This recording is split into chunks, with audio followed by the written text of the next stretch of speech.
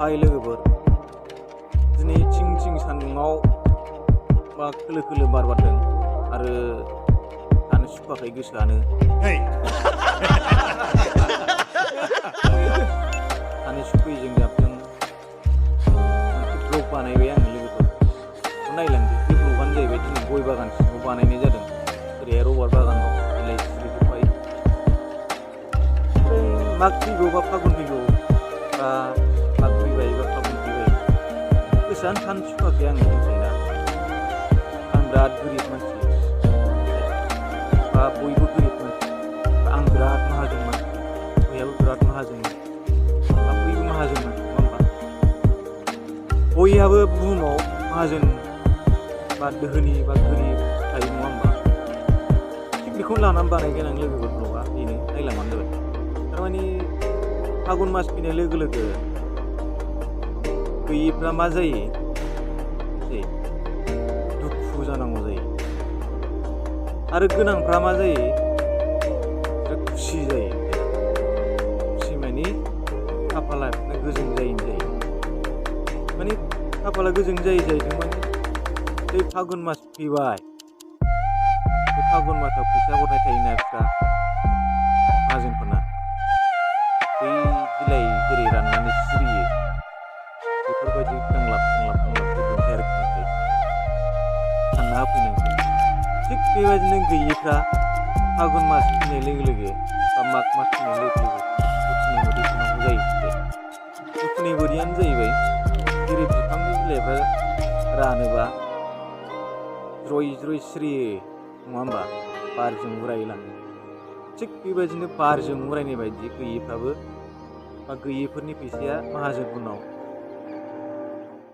हाजार उरायलांगोन आरोखि हाजार उरायनायानो जाहैबाय बेनो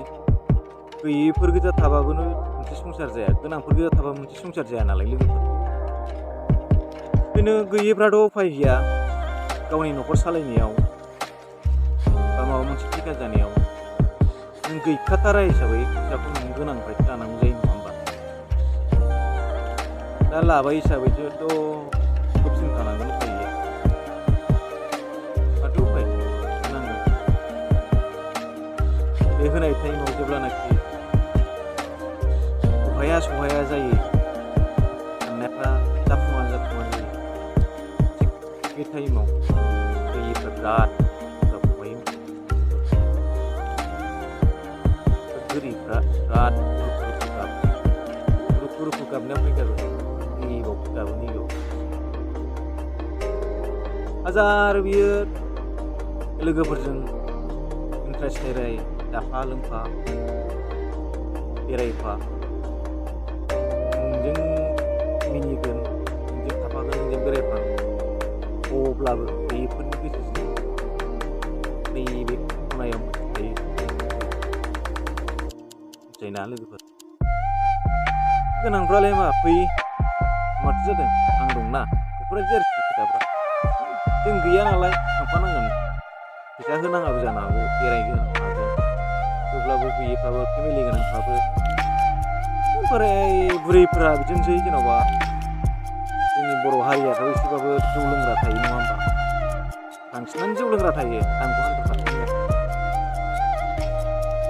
जेन'बाथ' एसे लोंहैनोसै बेफोरबायदि लोंग्रा थायो फैसा गैया होनबाबो आं होथ'नोसैरा बेफोरबायदि लिंगोन आरोखि मिथियोना लोगोफोर थांबाय लोंहैबाय इन्ट्रेस्ट जाबाय नोंनि दसेल'सो इन्ट्रेस्ट जागोन लोंनानै फैबाल' नङा होमबा जेब्ला आं दुगा फैगोन सोरांगोन अब्लानो साननाया आरो बेनो नांफिनो आं सासे माहाजोनाव फैसा लायनाय दङ आं माजों हरनो हागोन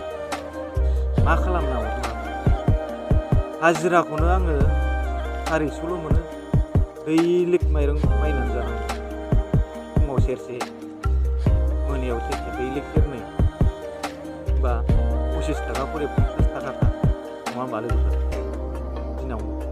आरो नोङो आलु सेरसे थाव जेन'बा दिनै ना फवासे